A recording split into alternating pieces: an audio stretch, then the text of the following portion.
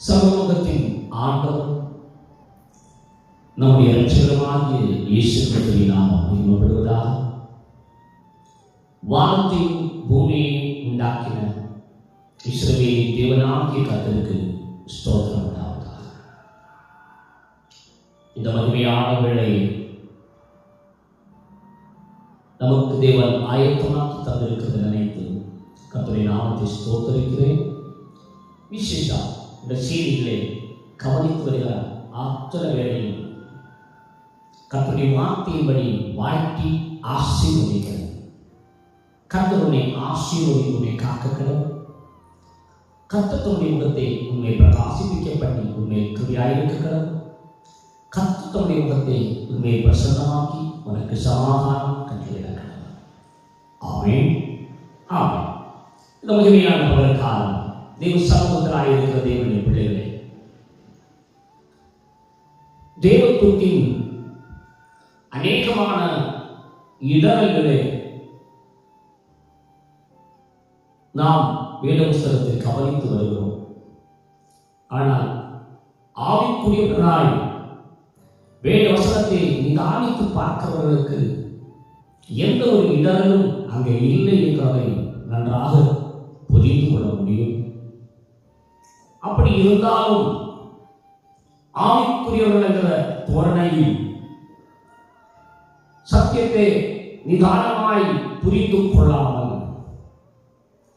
கேட்ட பாதி கேட்காத பாதி என்று சொல்லியிருக்கிறது போல ஏதோ கேட்டபடி யாரிடத்திலிருந்தோ கொடுக்கப்பட்ட படி யாரோ உபதேசித்த படி தவறுகளிலும் கூட யோசித்து தவறான எண்ணம் கொண்டிருக்கிறவர்கள் தான் இன்றைக்கு ஆவிக்குரியவர்கள் என்று சொல்கிற அநேக தேவைப்படுகிறது. எந்த ஒரு காரியத்தையும் நிதானமாய் யோசித்து நிதானமாய் பேசுகிறவரிடத்தில் ராஜா பிரியமாயிருக்கிறார் என்று எழுதியிருக்கிறது நாம் பார்க்கிறோம். நிதானமாய் யோசித்து நிதானமாய் பேசுகிறோம் என்று நாம் பார்க்கும்போது கடந்த நாளிலே ஒரு டிபேட்டை கவனிக்க தேவன் எனக்கு கிருபை செய்தார். அந்த டிபேட்டை கவனித்துக் கொண்டிருக்கும் போது அந்த சகோதரர்களுக்கு நடுவில் ஒருவன் தேவன் ஒருவரே என்பதை பேசுவதற்கும் இனி ஒருவர் திருத்தும் என்கிறதை பேசுவதற்குமாய் பேசிக் கொண்டு வந்தார்கள். அப்படி இருக்க ஆதியில் இருந்து பெந்தைக்கோஸ்தே அனுபவமுடையவராய் இருக்கிற வேத புஸ்தகத்தை வாசித்து தியானித்து வருகிற அநேகருக்கு நடுவில் இடர்களாய் காணப்படுகிற சில வசனங்கள் வைக்கப்பட்டிருக்கிறதை பார்க்கிறோம். ஒன்று, தேவன் ஒருவரா இல்லை மூவரா என்பதை ஸ்தாபிப்பதற்கு அவர்கள் தங்கள் கையில் எடுத்துக் கொண்டிருக்கிற ஆயுதங்களில் ஒன்று நமது என்ற ஒரு வார்த்தை தேவன் சொல்லியிருக்கிறார்.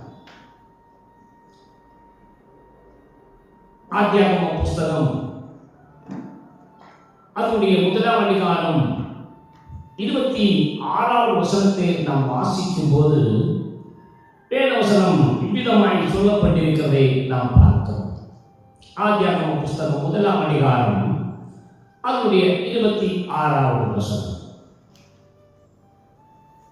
பின்பு தேவன் நமது சாயலாகவும் நமது ரூபத்தின்படியே மனுஷனை உண்டாக்குவோமாக, அவர்கள் சமுத்திரத்தின் மச்சங்களையும் ஆகாயத்து பறவைகளையும் மிருக ஜீவன்களையும் பூமி அனைத்தையும் பூமியின் மேல் ஊறும் சகல பிராணிகளையும் ஆளக்கடவர்கள் என்றார். ஆமென், ஹல்லேலூயா. இந்த ஒரு வசனத்தை நாம் பார்க்கிறோம். பின்பு தேவன் நமது சாயலாகவும் நமது ரூபத்தின் படியையும் மனுஷனை உண்டாக்குவோமாக என்றார் என்று சொல்லியிருக்கிற இந்த வார்த்தையில் உள்ள நமது என்கிற வார்த்தையை கொண்டோம். அதனுடைய 3ஆம் அதிகாரம் 22வது வசனத்தை வாசிக்கும் போது, இந்த தேவனாகிய கர்த்தர் இதோ மனுஷன் நன்மை தீமை அறியத்தக்கவனாய் நம்மில் ஒருவரை போல் ஆனான். இப்பொழுதும் அவன் தன் கையை நீட்டி ஜீவவருட்சத்தின் கனியையும் பறித்து புசித்து என்னென்றைக்கும் உயிரோடு இராதபடிக்கு செய்ய வேண்டும் என்று. ஆமென். அல்லேலூயா.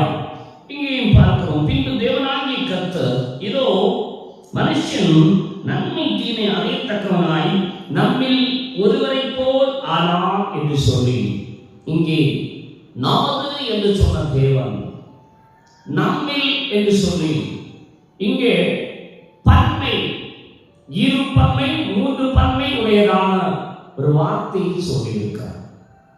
இந்த வார்த்தையை கொண்டு திருத்துக்கு விளக்குகிறவர்கள் இதுக்காகவே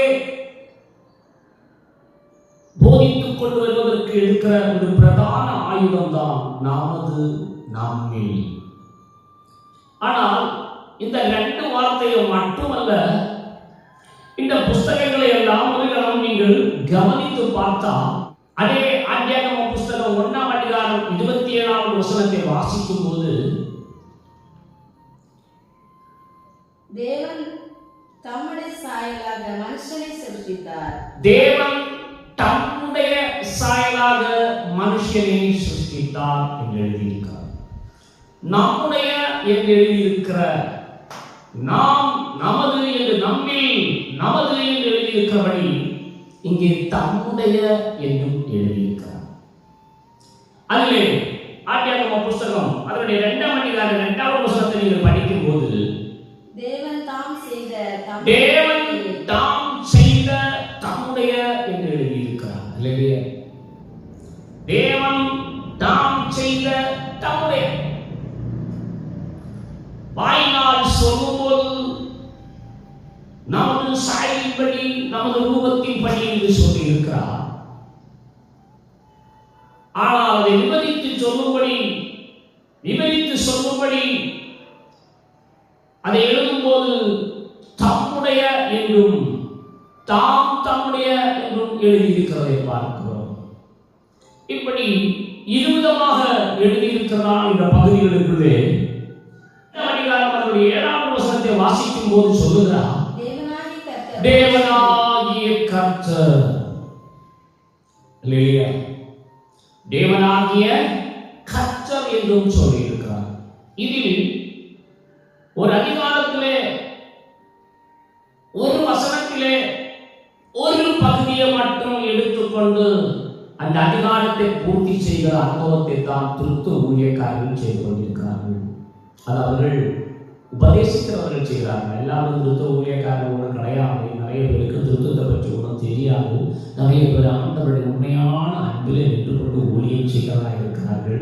கிறிஸ்துவின் அன்பு அவர்களை நெருக்கி அவர்கள் சுவிசேஷத்தை பாதையிலாக இருந்து யார் சொல்கிறது சரியென்று கூட தெரியாமல் ஏதோ ஒரு நிர்பந்தத்துக்கு வழங்கி அவர்கள் அப்படி நடந்து கொள்கிறதே அல்லாமல், தெளிவான உபதேசத்தை திருத்துவின் காலத்திலிருந்தே இதுவரைக்கும் யாராலும் சொல்ல முடியாதபடி தடைபட்டு காணப்படுகிறது.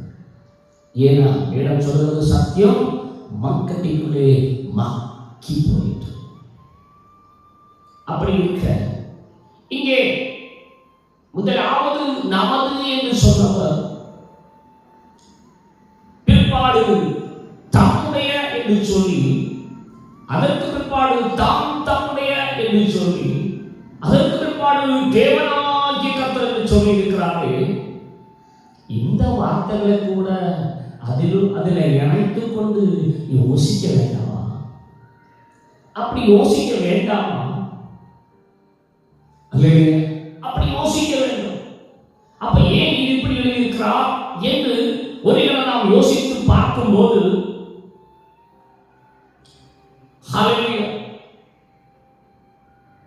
மல்கியாவின் புஸ்தகம் 2ஆம் அதிகாரம் அதனுடைய 15வது வசனத்தை நாம் வாசிக்கும் போது, அவர் ஒருவனை அல்லவா படைத்தார், ஆவி அவரிடத்தில் பரிபூர்ணமாயிருந்தது, பின்னே ஒருவனை படைத்தார். தேவ பக்தியுள்ள சந்ததியை பெறும்படி தான். அல்லேலூயா. வேதம் சொல்கிறது, தேவன் ஏன் ஒருவனை படைத்தார்? ஆவி அவரிடத்தில் பரிபூர்ணமாய் இருந்தது, பின்ன சொல்லி தேவன் படைத்தது ஒருவரே என்று வேதம் சொல்லுகிறது. நமது சாயலின்படி நமது ரூபத்தின்படி மனுஷனை உண்டாக்குவோமாக என்று சொன்னவர் இங்கே நாம் வாசிக்கிற வசனத்தின்படி ஆவி அவரிடத்தில் பரிபூர்ணமாய் இருந்ததும் அவர் ஏன் ஒருவனை படைத்தார்? ஏனென்றால் அவர் ஒருவராகத்தான் இருக்கிறார். அவர் ஒருவராகத்தான் இருக்கிறார். அவர் ஒருவராகத்தான் இருக்கிறார். யோபின் புத்தகத்திலே கடந்து செல்லும் போது 9ஆம் அதிகாரம் 8ஆம் வசனத்தை வாசிக்கும் போது இப்படி சொல்லப்பட்டிருக்கிறது. அவர் ஒருவரே வானங்களை விரித்து சமுத்திர அலைகளின் மேல் நடக்கிறவர் என்று வேதம் அவர் ஒருவரே.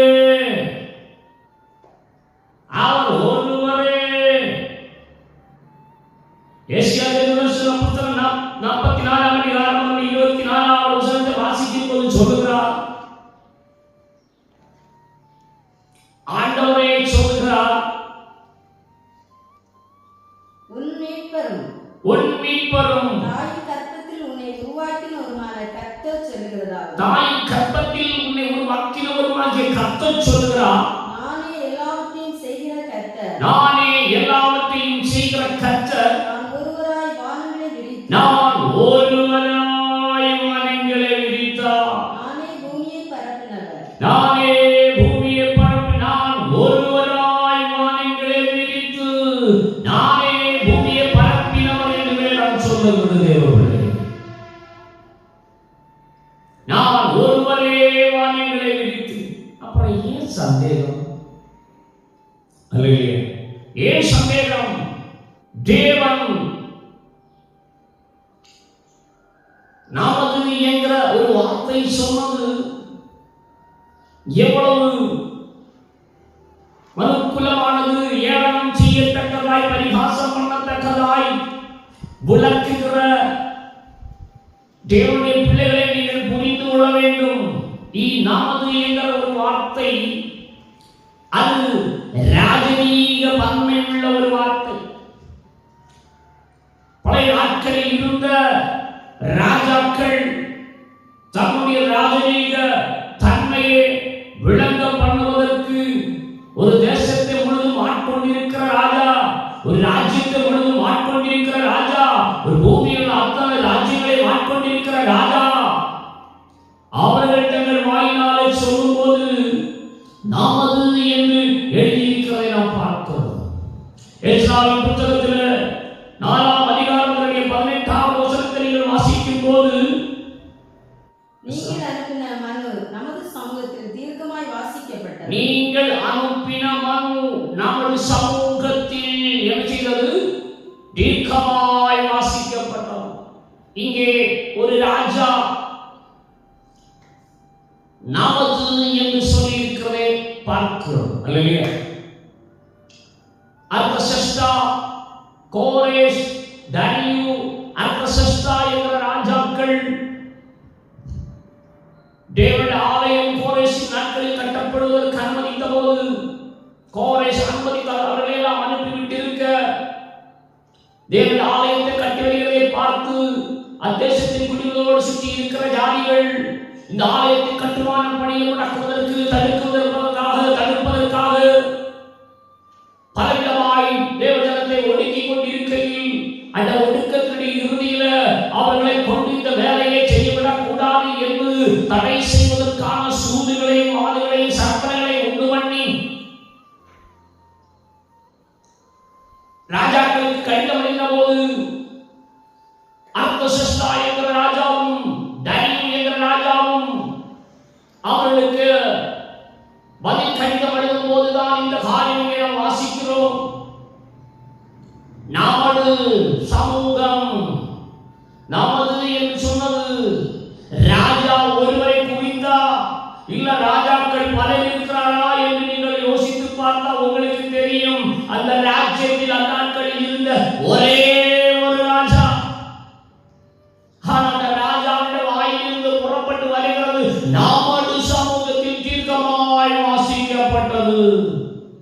அப்படியானால் இந்த வார்த்தை ராஜரீக பன்மை உள்ளது.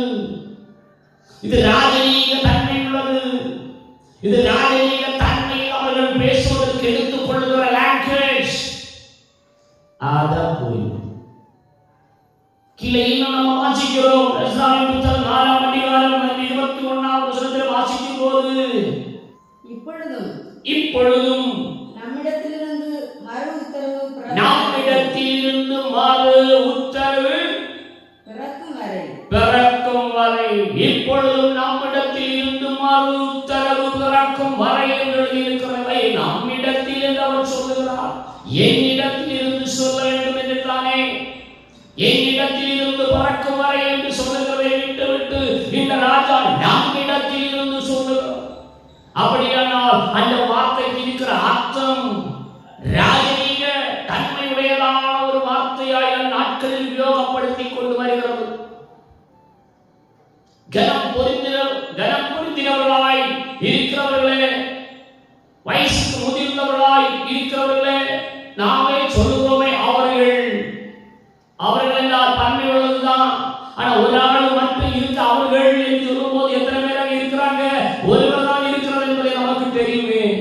அப்படி இருக்க ஏன் இந்த பூமியில் ஆண்டு கொண்ட ஒரு ராஜாவுக்கு நம்மிடத்தில் என்று பேச கூடுமானால் சர்வலோகத்தின் ஆண்டவராய் இருக்கிற தேவாதி தேவன் ஒருவரே வானங்களை விரித்த தேவன் அவர் தமது சமூகத்தில் நின்று கொண்டு நாவது என்று சொன்னா உடனே அது 3 பேரா? அப்படியா? ஏன் தாம் என்றும் தமிழத்தில் என்றும் எழுதியிருக்கிறது? தாம் என்றால் ஒருவர், தமிழத்தில் என்றால் ஒருவர். அப்படி இருக்க நாவது என்ற வார்த்தை அவர் பேச்சுவார்த்தை, அவர் பேசின வார்த்தை. ஆனா விவரிக்கும் போது தமிழத்தில் தாம் என்று எழுதியிருக்கிறார். எத்தனை பேர் உண்டு? ஒருவர் தானே. பைபிள் முழுமையா தியானிக்கும் போது, ஒரு வார்த்தை எடுத்து தியானிக்கும் போது அதனுடைய அத்தனை பின்னணியத்தை நன்றாய் படித்து பார்த்து இந்த வார்த்தை இப்படி உபயோகப்படுத்தி இருக்கிறது ஒரு மூல காரணம் உண்டு. அந்த மூல காரணம் இந்த பூமியை ஆண்டு கொண்ட ராஜாக்களே அப்படி சொன்னது உண்டானா? அப்படி சொன்னது உண்டானால் சர்வலோகத்தின் ஆண்டவராய் இருக்கிறார். ஏன் இந்த பூமி முழுதும் ஆண்டவரை ஏற்றுக்கொண்ட அத்தனை ஜனங்களுக்கு நடுவில் நின்று கொண்டு அந்நாட்களில் இருந்த சிருஷ்டிப்புக்கு முன்பாகவே அவர் தன்னை ராஜாவாக அத்தனை சிருஷ்டிக்கும் ஆண்டவராக ராஜாவாக காண்பித்துக் கொண்டிருக்கும் போது நமது என்கிற ஒரு வார்த்தை சொன்னதை வச்சுக்கிட்டு நீங்க தேவனை 3 பேர் உண்டு சொல்லலாமா? ஏன் இந்த 3 பேர் என்ற அனுபவம் வந்தது? இந்த வார்த்தை எடுத்து விளக்கிக்கிட்டு நீங்கள் அதை சொல்ல கூடாது. இது ராஜரீக பன்மை உள்ள வார்த்தை, ராஜரீக தன்மை உள்ள வார்த்தை. அல்லேலூயா. ராஜரீகமாய் பேசுகிற வார்த்தை. கோர்ட்டுகளில் இருந்து ஆர்டர் வரும்போது நீங்கள் கவனித்திருப்பீங்க. அந்த கோர்ட்டுகளில் நம்மால், தமிழில் வந்தால் நம்மால் தான் சொல்லுவாங்க. உடனே கோர்ட்டு ஜட்ஜ் வந்து பல பேராக இருக்கிறாங்க. ஒரே ஒரு ஆள் தான் தீர்ப்பு கூறுகிறோம். நாட்டில் எத்தனை ஜட்ஜிகள் இருந்தாலும் அந்த ஜட்ஜிகளில் இருந்து ஒருவர் ஆர்டர் பிறப்பிக்கும் போது அவர் தன்னை குறித்து நம்மால் எழுதுகிறார். இங்கேயே இந்த நடவடிக்கை இருக்கும்போது நீ தவறான கட்டுக்கதை, கற்பனை, வீண் வார்த்தைகள் எதுக்காக உபயோகப்படுத்துங்க? விடுங்க. சப்ஜெக்டுக்குள்ள பாருங்க. நம்மால் இருக்கிற இந்த சப்ஜெக்ட், நாமது இருக்கிற இந்த சப்ஜெக்ட், இந்த ராஜரீக தன்மை உள்ள வார்த்தை என்று சொல்லி நீங்கள் ஆண்டவரை மகிமைப்படுத்துகிறாங்களா? அது அவருக்கு பிரியமாக இருக்கு. இது மாதிரி வசனங்களே நாம் வாசிக்கக்கூடும். எஸ்ராயின் புத்தகம் 6ஆம் அதிகாரம் 8லும் 6ஆம் அதிகாரம் 11லும் அப்படி எழுதியிருக்கிறத நாம் பார்க்கிறோம். ராஜாக்கள் பேசுகிற ராஜரீக தன்மை உள்ள வார்த்தை. இதை போய் தவறான உபதேசத்துக்கு எடுத்துக்கொள்ளாமல் கர்த்தருடைய வார்த்தையின்படி அவரை பின்தொடர வாருங்கள். அவருடைய வசனத்தை கை கொள்வர்களாக இருங்க. அவருடைய வசனத்தை விலகி போவர்களாகிறார்கள். அவருடைய வசனத்தை பின்பற்றுவர்களாக இருங்க. கர்த்தர் தாமே வசனங்களோடு கூட நம்மோடு